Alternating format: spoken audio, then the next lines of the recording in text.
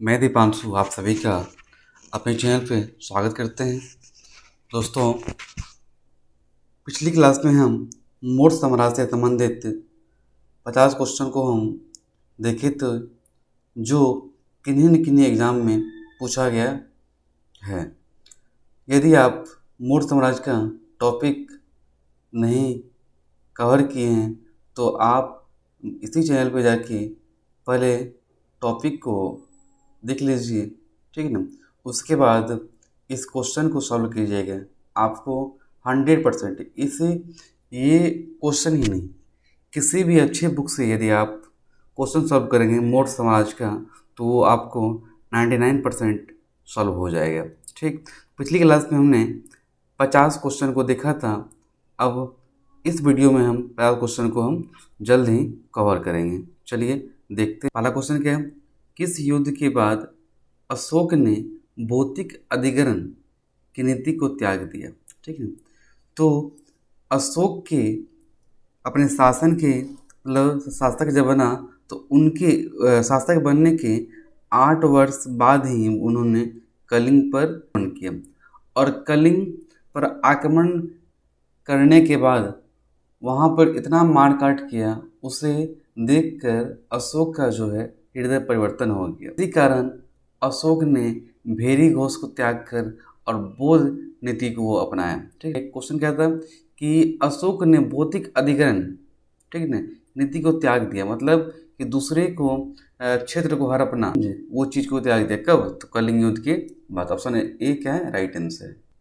कि निम्नलिखित में से किस मोर शासक ने कलिंग के युद्ध के बाद युद्ध करना छोड़ दिया था? तो वो कौन था? अशोक। वो कौन था? अशोक जो था कलिंग युद्ध के बाद युद्ध करना छोड़ दिया, उन्होंने बौद्ध नीति को अपनाया। किस शिला राजदेश में अशोक ने कलिंग युद्ध की हताहतों का उल्लेख किया और युद्ध त्याग की घोषणा की? शिलालेख राजदेश में अशोक ने कलिंग युद्ध की हताहतों का उल्लेख किया और युद्ध त्याग दिया, तो वो था 13वां शिलालेख में जो है उन्होंने युद्ध को त्याग करने की घोषणा की। राइट आंसर क्या होगा?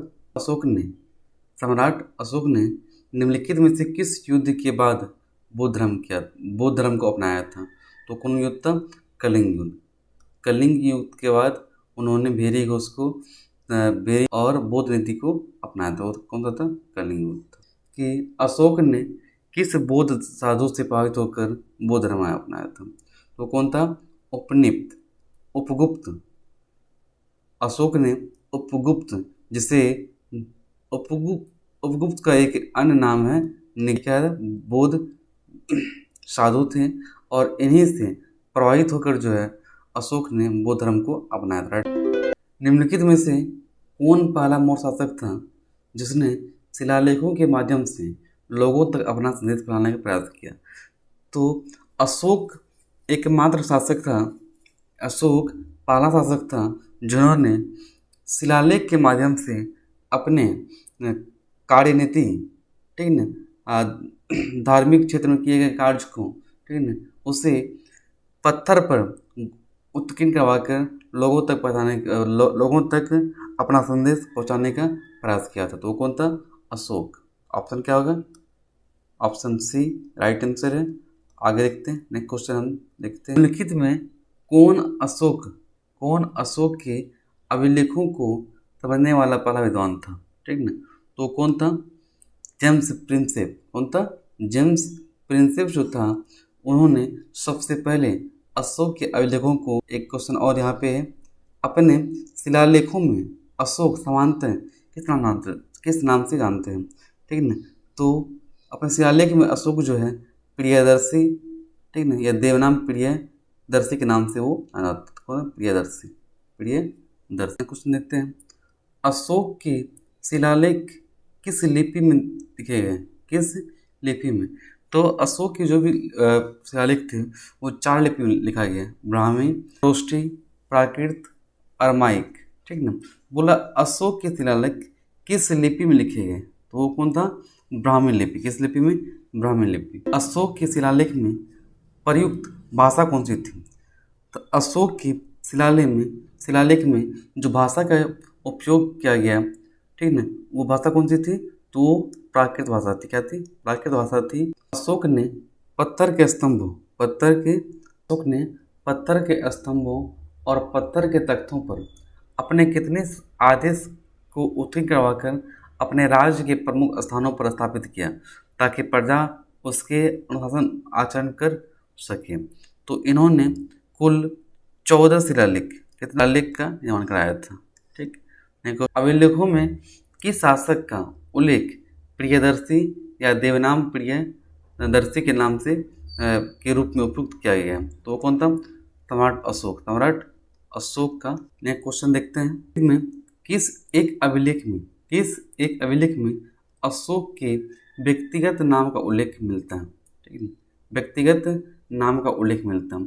तो क्या था? मास्की अभिलेख में जो है अशोक की व्यक्तिगत नाम का उल्लेख मिलता है। नेक्स्ट क्वेश्चन, केवल वो अभिलेख जिसमें अशोक ने स्वयं को मगध का सम्राट बताया, तो कौन सा था? तो वो भाब्रू स्तंभ था जिनमें अशोक ने स्वयं को मगध का सम्राट बताया।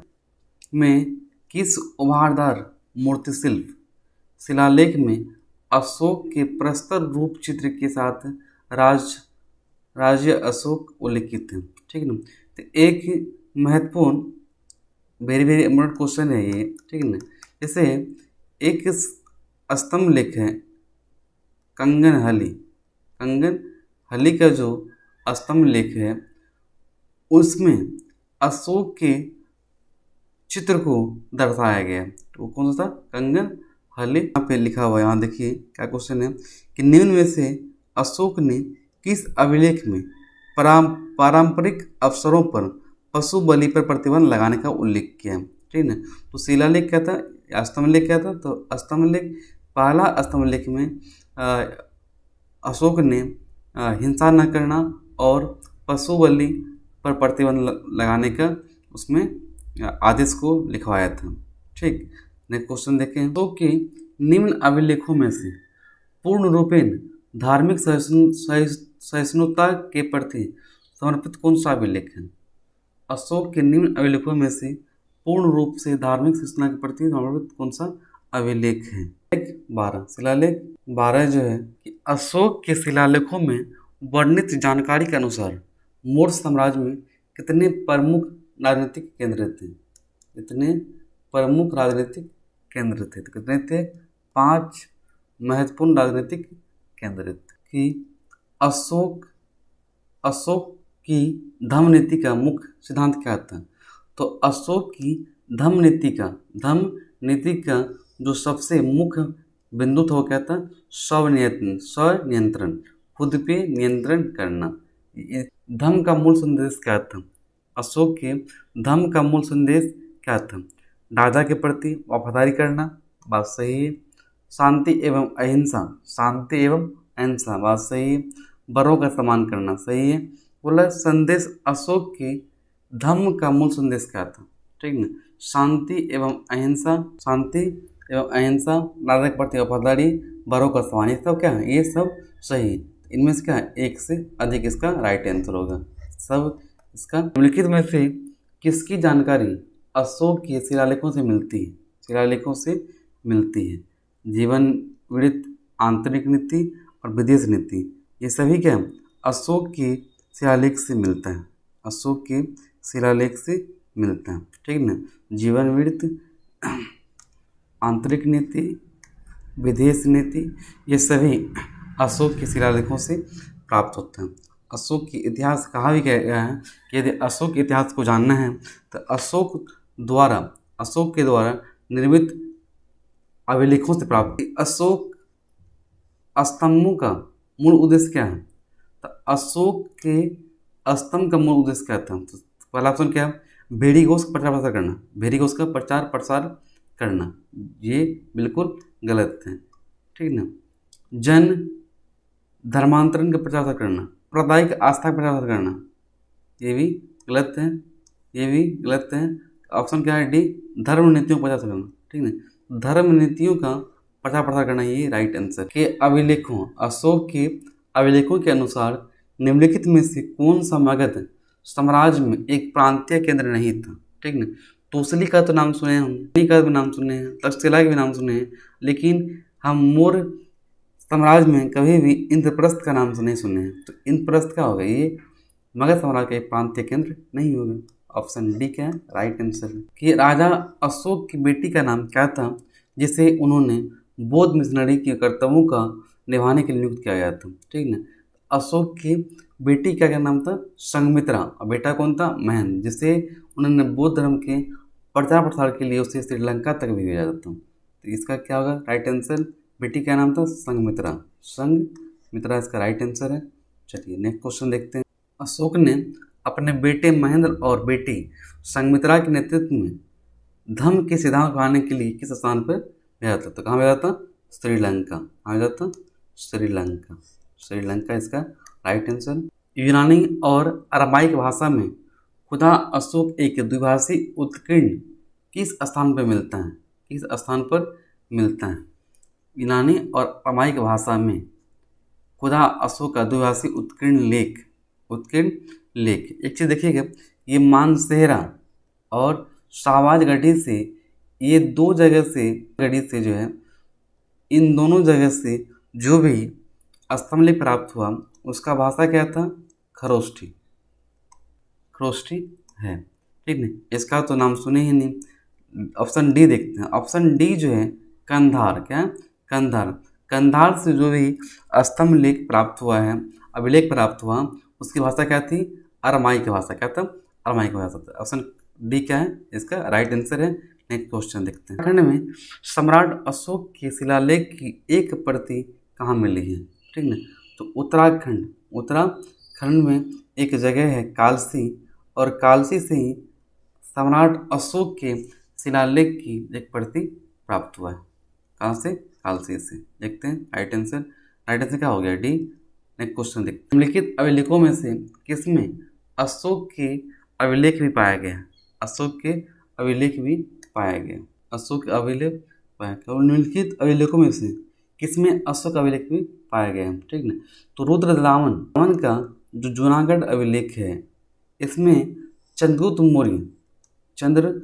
मौर्य, रुद्रदामन इस तीनों से ये संबंधित थे। क्यों, क्योंकि चंद्रगुप्त मौर्य के द्वारा गुजरात मतलब गिरनार जगह पे जो है सुदर्शन झील का निर्माण कराया गया। वहीं अशोक के द्वारा इस सुदर्शन झील से नहरें निकालेंगी और रुद्रदामन के द्वारा इस झील का पुनरुद्धार किया गया, मरम्मत किया गया। इसीलिए ये जूनागढ़ अभिलेख जो है ये तीनों से संबंधित हैं। राइट आंसर क्या होगा, राइट आंसर इसका ए होगा। चलिए नेक्स्ट क्वेश्चन देखते हैं। निम्नलिखित में से किस दक्षिण भारतीय राज्य का उल्लेख अशोक अभिलेख में नहीं। ठीक ना, तो चोलचेर पांडे इसका तो उल्लेख है। ठीक है ना, लेकिन सातवाहन वंश का इस पर उल्लेख नहीं है, क्योंकि सातवाहन वंश का स्थापना जो है मौर्य वंश के समाप्ति के बाद, ठीक है ना, मौर्य वंश की समाप्ति के बाद सातवाहन वंश का स्थापना हुआ था। ठीक है ना, तो इसका राइट आंसर क्या होगा, सातवाहन वंश। अशोक के निम्न में से किस शिलालेख में एक ग्राम के भूराजस्व में रियायत का उल्लेख है। ठीक है, मतलब भूराजस्व मतलब जहाँ क्या वो टैक्स फ्री कर दिया था। ठीक है, तो अशोक जब बौद्ध धर्म के अनुयायी बने, ठीक है ना, उसका जब हृदय परिवर्तन हुआ और वो अपने यात्रा आरंभ किया, जब वहाँ लुम्बिनी गए तो लुम्बिनी में प्रभावित होकर वहाँ पर टैक्स फ्री कर दिया। क्या दिया, टैक्स फ्री कर दिया। लुम्बिनी कालसी किस लिए प्रसिद्ध है, तो कालसी प्रसिद्ध किस लिए है, तो अशोक के शिलालेख के लिए। अशोक के शिलालेख के कारण ही कालसी प्रसिद्ध है, जो कहाँ पे है, उत्तराखंड में है। नेक्स्ट क्वेश्चन देखते हैं। सम्राट अशोक का एकमात्र उत्कीर्ण शिला रूपचित्र कहाँ पर पाया गया है। ठीक ना, तो कंगनहली एक जगह है और वहाँ से जो स्तंभ शिलालेख प्राप्त हुआ उसमें अशोक का रूपचित्र को उत्कीर्ण किया गया, मतलब अशोक के रूप को वहाँ पे उत्कीर्ण किया है। वो कहाँ पे, कंगनहली। जब निम्नलिखित प्राचीन भारतीय अभिलेखों में से कौन सा एक खाद्यान्न को देश में संकट काल में उपयोग होते हेतु सुरक्षित रखने के बारे में प्राचीनतम शाही आदेश है। बोल रहे हैं कि आपातकाल की स्थिति में क्या उपाय करने चाहिए, इसके बारे में एक स्तंभ लेख का निर्माण किया गया था। ठीक ना। सोगोरा ताम्रपत्र अभिलेख और मध्य स्थान, इन दोनों अभिलेख में जो है संकट काल में उपयोग हेतु सुरक्षित रखने के बारे में बताया गया था। तो एक है राइट आंसर। कलिंग को जीतने के लिए युद्ध लड़ा। कलिंग किस तटीय स्थान पर का प्राचीन नाम है? ठीक ना। तो कलिंग जो है वर्तमान उड़ीसा का ही उपनाम था। ठीक ना। पहले कलिंग, अब क्या उसे उड़ीसा के नाम से हम लोग जानते हैं। नेक्स्ट क्वेश्चन देखते हैं। बराबर पहाड़ी की गुफाओं के विषय में निम्न में से कौन सा एक सही नहीं है? कौन सा एक सही नहीं है? ऑप्शन ए देखते हैं कि बराबर पहाड़ी पर कुल 4 गुफाएं हैं, सही है। 3 गुफाओं की दीवार पर अशोक अभिलेख उत्कीर्ण है, ये भी सही है। यह अभिलेख इन गुफाओं को आजीविकाओं को समर्पित होने का उल्लेख करता है, ये भी सही है। और ये सभी ईसा पूर्व 6वीं शताब्दी की है, बिल्कुल गलत, बिल्कुल गलत, क्योंकि बराबर पहाड़ी का निर्माण जो है अशोक के समय में किया गया था। तो आप सोच सकते हैं इसका अशोक के निम्नलिखित अभिलेखों में से किसमें दक्षिण भारतीय राजाओं का उल्लेख मिलता है? तो दूसरे शिलालेख में दक्षिण भारतीय राज्यों का उल्लेख मिलता है। किसमें? द्वितीय शिलालेख में। एक क्वेश्चन देख, भारतीय इतिहास में अत्विका राज जो है ये आदिवासी से संबंधित है। ठीक है, मतलब वन साम्राज्य, क्या वन साम्राज्य को ही अत्विका राज के नाम से क्या है कि अशोक के लघु शिलालेख भारत विभिन्न भागों में पाए जाते हैं। निम्नलिखित में से कौन कर्नाटक में अशोक के लघु शिलालेखों का खोज स्थल नहीं है? खोज स्थल है तो वो रूपनाथ। नेक्स्ट क्वेश्चन देखते हैं। में कई शहर थे, निम्नलिखित में से कौन सा शहर सबसे दक्षिणी छोर पर स्थित था? दक्षिणी छोर पर स्थित था। ठीक है, दक्षिणी छोर पर स्थित, अच्छा ये था। ठीक है, इसका राइट आंसर क्या होगा? निम्नलिखित में से किस स्थान पर अशोक के प्रमुख शिलालेख नहीं है? कौन सा वो जगह है? सांची। क्या नाम है? सांची एक जगह है जहाँ से अशोक के शिलालेख प्राप्त नहीं हुए। मोर वंश का अंतिम राजा कौन था? तो मोर वंश का अंतिम राजा कौन था? बृहदर्थ। कौन था? बृहदर्थ, जिसकी हत्या जो है पुष्यमित्र शुंग ने कर दिया था। बृहदर्थ राइट। पुष्यमित्र जो कि अंतिम मौर्य सम्राट बृहदर्थ का सेनापति था, उसने राजा की हत्या करके नए और राजवंश की स्थापना की थी। तब पुष्यमित्र शुंग के द्वारा ही बृहदर्थ की हत्या करके शुंग अपना किया था। राइट आंसर क्या होगा? ए, सुवंश। एक क्वेश्चन देखते हैं। शासक मोर वंश संबंधित नहीं है। ठीक ना। तो मोर वंश संबंधित नहीं है, अशोक तो है, चंद्रगुप्त तो है, ठीक है ना, बिंबिसार, यहाँ क्या है? बिंदुसार। दोनों में डिफरेंट देखिए। बिंदुसार जो है ये मोर वंश से संबंधित है, जबकि बिंबिसार जो है ये हर्यक वंश से संबंधित। स्थान में पाई गई मोर स्तंभ की राजधानी को सिंह राजधानी कहा गया है। ठीक है ना। ये देखिए इसका क्या आंसर होगा? तो हम पढ़े हैं कि सारनाथ का स्तूप जो है, ठीक है, इस सारनाथ के स्तूप में 3 सिंह का 4 सिंह है, सिंह को उत्कीर्ण किया गया था सारनाथ में, इसीलिए सारनाथ को जो है लायन कैपिटल के नाम से। मौर्यों द्वारा नागार्जुनी गुफाएं निम्नलिखित में से किस संप्रदाय को दान की गई? तो किसके? आजीविका संप्रदाय को जो है। बराबर की गुफाएं जो वर्तमान में भारत में मौजूद चट्टान काटकर बनाई गई थी, सबसे प्राचीन गुफाएं हैं। निम्न में से अधिकतर गुफाएं किस काल से संबंधित हैं? किससे संबंधित हैं? मौर्य काल से। एक क्वेश्चन देखते हैं। मौर्य काल के भारत में कौन सी गुफाएं को सबसे पुरानी जीवित रॉक कट गुफा माना जाता है? तो कौन सी गुफाएं हैं? बराबर की गुफाएं। बराबर की। मौर्य साम्राज्य काल से कुछ समय पूर्व लगभग कितने वर्ष पहले चीन में सम्राटों ने मिसाल त्योहार का निर्माण शुरू कर दिया था? क्वेश्चन देखते हैं किसने वर्ष 1877 में अशोक के शिलालेख का एक से प्रकाशित किया था? ठीक है, अलेक्जेंडर कनिंघम के द्वारा। ये था हमारा आज का 50 क्वेश्चन। ठीक ना। तो अभी तक हमने 100 क्वेश्चन को देखा। ठीक ना। और उसे हम सॉल्व करने का प्रयास किए। ठीक ना। यदि आप मेरे द्वारा लिए गए लेक्चर टॉपिक जो कवर किए हैं, वीडियो अपलोड किए हैं, उसको आप एक बार देख लीजिए और फिर किसी अच्छे बुक से या एमसीक्यू या पीवाईक्यू को सॉल्व कीजिए तो आराम से सवाल सॉल्व होगा। यदि आपको मेरे वीडियो से, मेरे द्वारा अपलोड किए गए वीडियो से थोड़ा भी यदि आपको हेल्प मिलता है तो आप सब्सक्राइब ज़रूर करें, साथ ही शेयर जरूर करें। जय हिंद।